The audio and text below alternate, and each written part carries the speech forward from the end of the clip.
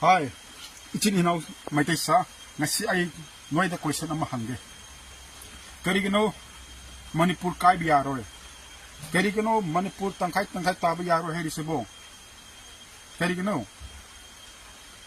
separate administration yaro heri se.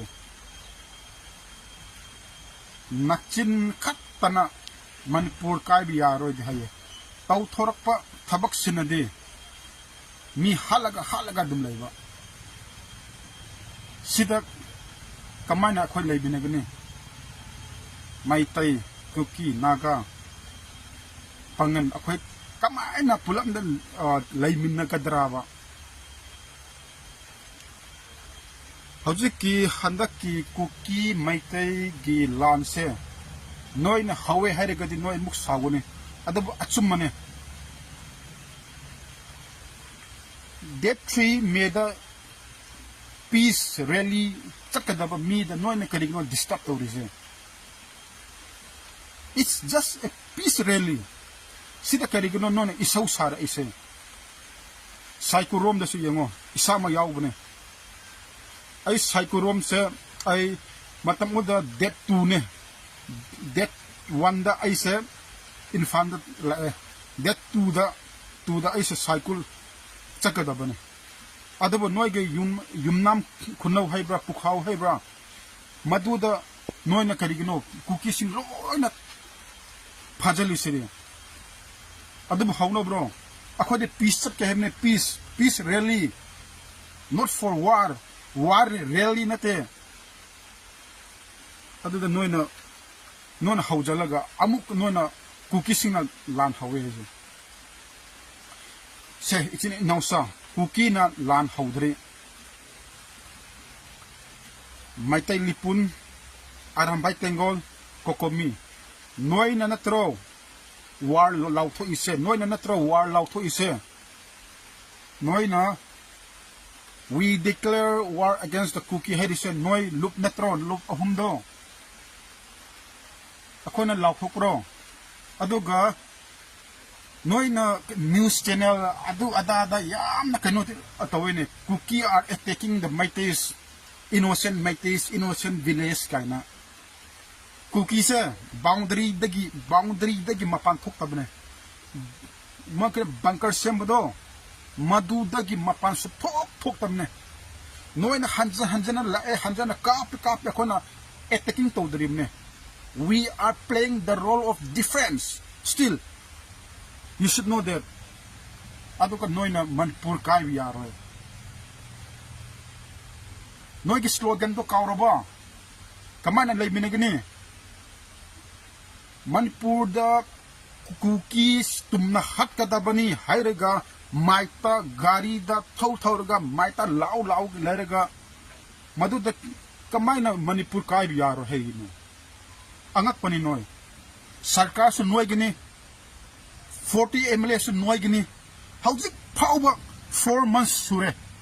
howzik power karigano santi laktrise madu hana khallo 4 months sure government se nokhoi gi nakutta laibne en biren nokhoi gi nakutta laibne Manipur se nokhoi gi nakutta laibne hoji sigi lanse numit ama anida loisinba yaba line adubo howzik power loidriba se karigano madu thido madu nona yamna lale Manipur kai base akhoi su pamanate Manipur kai base akhoi su pamde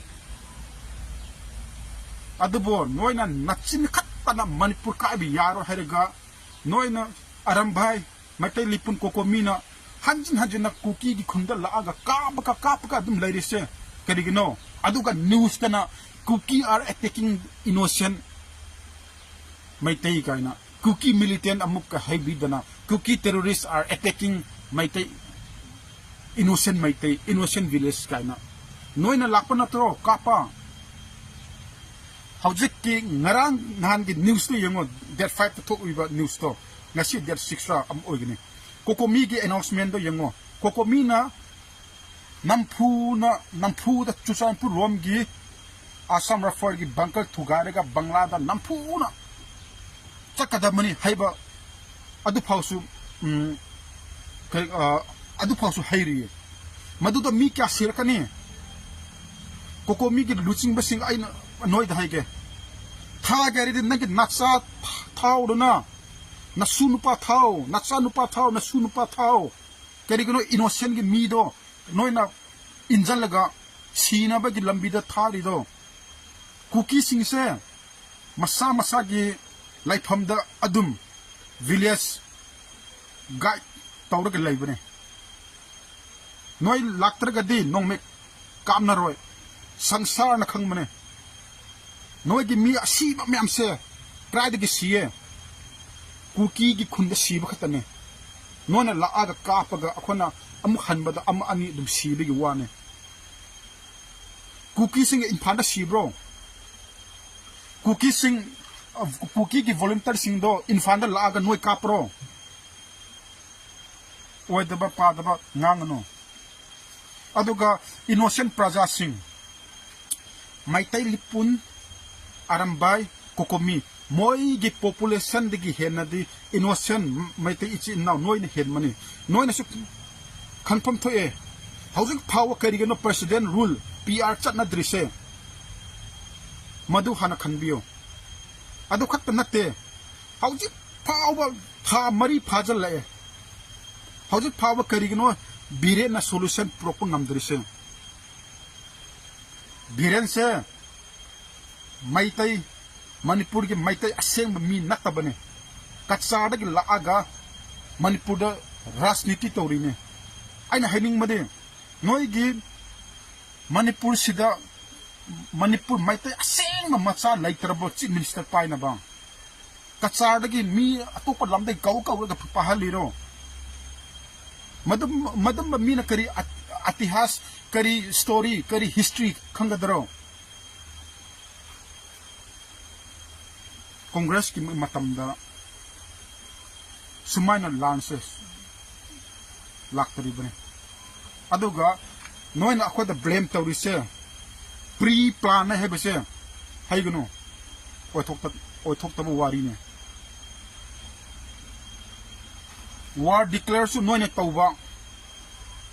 me that 3 ki peace rally thugai na ba khotna ba su noina tawba isamak house cycle that to the cycle chat ke haina laaga lambi da isa ai house phari ai officer ne hai banat ko ai am popular ne hai banat ko ai am famous ne hai biya de isa mak su yauri heba asige yumnam khonau pukhaw gi manak do akoi su cycle changhan de adab aina gari macha oibni na upai thire kirega round chala gi seng my room gi chat khi bane tawnu oda pa da ngang no April date 29 da Chuchanpur the forest reserve forest mai thabdo it's not against the Maitais it's not against the Maitais it's against the government ki mayokta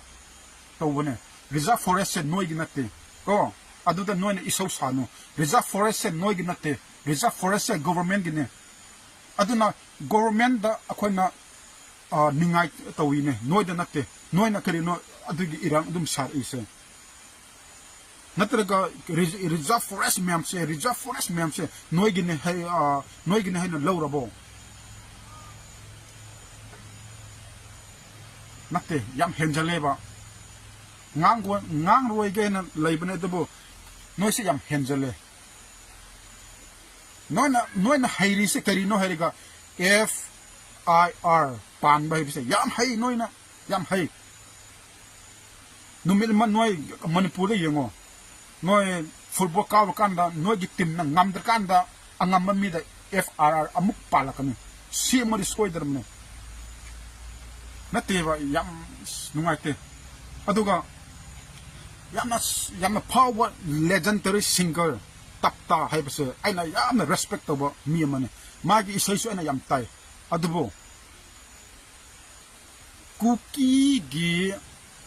mayokta isai sembodo aidi saude adubo numi ama nasada sokane haibdi ko